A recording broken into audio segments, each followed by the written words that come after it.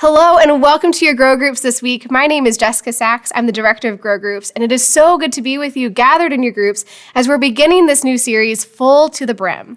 This marks the beginning of the season of Lent, which is an extraordinary season as we're preparing ourselves to receive the sacrifice of Easter. In this series, we're talking about abundance and what it means to be filled with God's love and living an abundant life. I'm joined today by Matt Thornton, our director of worship. Hello. Matt, how are you doing today? Oh, you know. I'm very good. Is that Midwestern for like hanging in Yeah, there? hanging in there. Yeah. Yeah, it's a busy season. It's like how goes it? It goes. It's going. Yeah. Yeah, that counts. It's still going. Right. So I'm curious, have you ever traveled to the desert?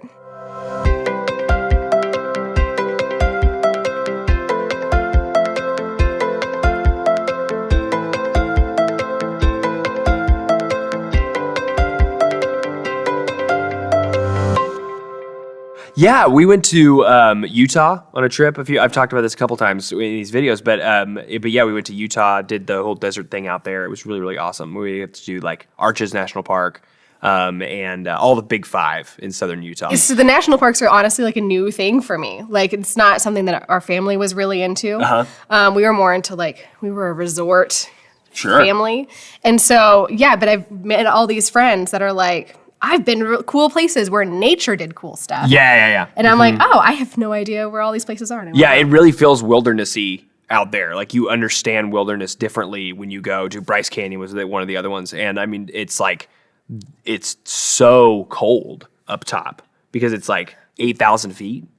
And so like we went in the morning, we were like wearing hoodies and stuff. It's like the middle of summer. And so it was wild. It was pretty cool. That is really cool. I haven't been to the desert. I've done Texas, if that counts. Yeah, Desert of the Soul. Desert of the Soul. I'm kidding. Sorry, Texas people. They've got 17 different climates there. It's fine. Yeah. One of them's a desert. I've done Colorado mountains for like youth camp. Oh, yeah. And that feels like a sleep desert because you're at youth trips. So yeah, but interesting. I want to go. I feel like there's a spiritual understanding with reading the Bible. Jesus spent a lot of time in the desert. Absolutely right. That I feel like you probably understand better than I do. Yeah, and the desert in the Bible is more wildernessy. If you see pictures of that was something that Britain brought back, like when he came back from Jerusalem, when he went over there with our conference, that it looks more like it's not like the Sahara. You know what I mean? Where it's like sand dunes and there's nothing there. It's very much like rocky. There is vegetation, but it's like it's weird stuff that finds out how to grow in rocks and things like that. And so it's not. So it does really look like.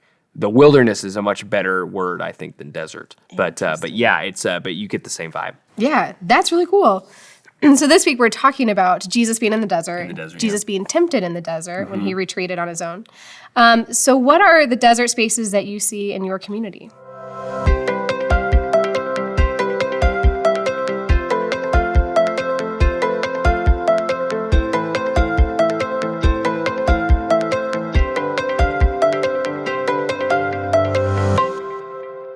Man, I love this. I love to think about this because I think it's so important for us in the church to think about where a need is and try to either partner with somebody who's working on that already or fulfill a need.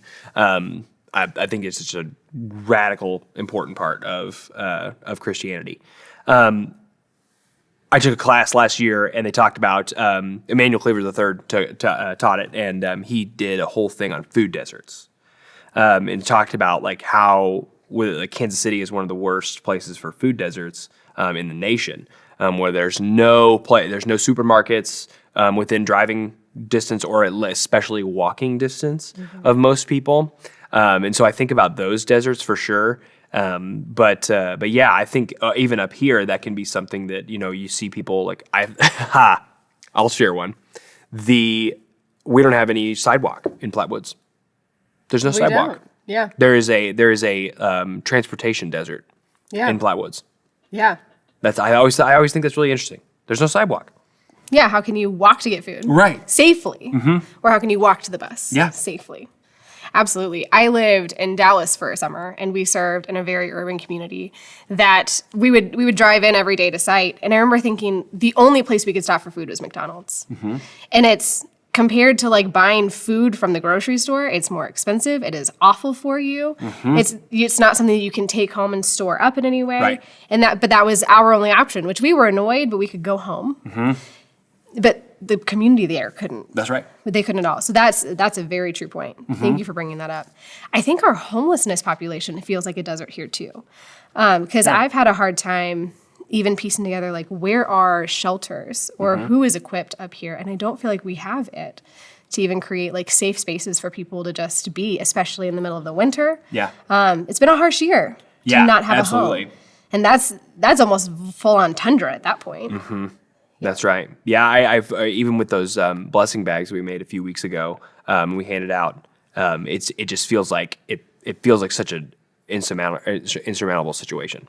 Yeah, it's very difficult. So we have desert places, but have you seen God present there? Oh yeah, I think I see God mostly in relationship with other people. Just being an extrovert and being a person who really values and finds life in relationship. I see most of the time when I'm thinking about how God is moving in my life, it's because of a relationship that I see with a person. We were watching our friends Brett and Lydia Anderson, their son, the other night is in this season where he's just like naming everything, and it's so incredible to just watch him learn because I'm telling this about their son, but anyways, he's doing right now spices. So he just like gets up on a thing on the shelf right next to the thing and just like names the spices that he's pulling out. He knows the shapes of the jars and stuff. And hearing him say like tarragon as this 2-year-old, is so adorable. And it's just it's really like life-giving to feel those relationships, like to see something grow and flourish in any season. So that's so cool.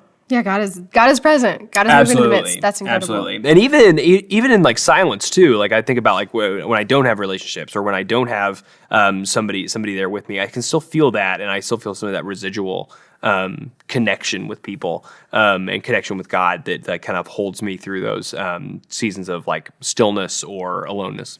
Absolutely. So thank you for sharing that. I'm curious too. Then, where have you experienced God's abundance?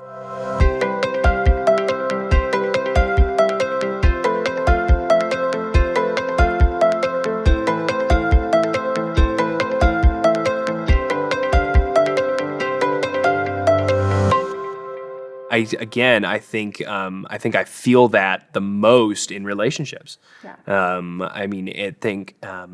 It's really helpful to check in with those things that are giving you abundance. Like my wife and I pray every night. We started doing that when we got pregnant. We never did that before.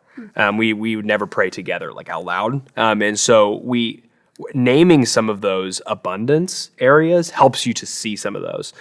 So we thought there's like a night alone for the two of us, right now, or a night in watching Survivor. That's like an abundance almost. That feels like a good thing. Or where things are, it also helps you name where things are scarce. And so placing more of your intentionality to make abundance there to create abundance there. Yeah, absolutely. That's really cool. I have found, strangely, abundance in my scarcity recently. Yeah. Like I feel like, especially relationally, I've lost people who are close to me, and a lot of things have changed in the past couple of years. And so I've had to find God's abundance in meeting me in those voids. Because what has felt like an empty space, God has filled with God's love, or God has filled with new relationships and people that I care about and help me find that value. And honestly, sometimes just quiet. Yeah. Like, hey, you can just sit down sometimes, and that's okay. Yeah, it's hard to see that as a spiritual gift, right? Right. Being able to just be still. Yeah. Yeah. Because I feel like I need to be productive all the time. Right. It feels like scarcity. It does. Right? When you sit still and like rest, it's like, oh, I should be completing something. Right, but there's dishes in the sink. Producing something. Or exactly. Yeah, but no, you can just sit in that. So God, I think, has been showing me abundance in the scarcity. Like, hey, that's really cool. There's life here. There's life here too. Well, great. I'll share just like this last little part. I noticed when I was in the desert, when you said scarcity, we always say like, oh, I'm in like a valley or I'm on the mountain, but I'm on the mountaintop. We say those things, but when you go to the mountains, the life is in the valley. The life is not on the peaks. There's nothing growing up there. So there's this, we do find that when we think there might be scarcity, there can be life. And there can be these things growing and happening and moving and creatures and things else. Yeah. But it's like, I mean, there are those things. So we kind of have to almost like flip our things. Yeah, we're in a valley. We're in a low point in our life. We can still say those things, but remember that there's life in those valleys. I need to travel more. Yeah, right. That's I feel like that's all I've been learning through these scriptural stories is that, man, hanging out in the city just isn't cutting it. That's the flat plains of Kansas. Yes. Not really doing it for us. The few trees we have. That is really insightful. Yeah, thank you for sharing that. Because, if we just hang out on the mountaintop, no one survives just hanging out on the mountaintop. That's exactly right. You need to come and live life with the people. Yep. In the valley. That's incredible. Thanks for sharing that. Woo. Well, yay! Thanks for sharing this idea of abundant life. We're excited to continue to explore this in the next several weeks as we're leading up to Easter.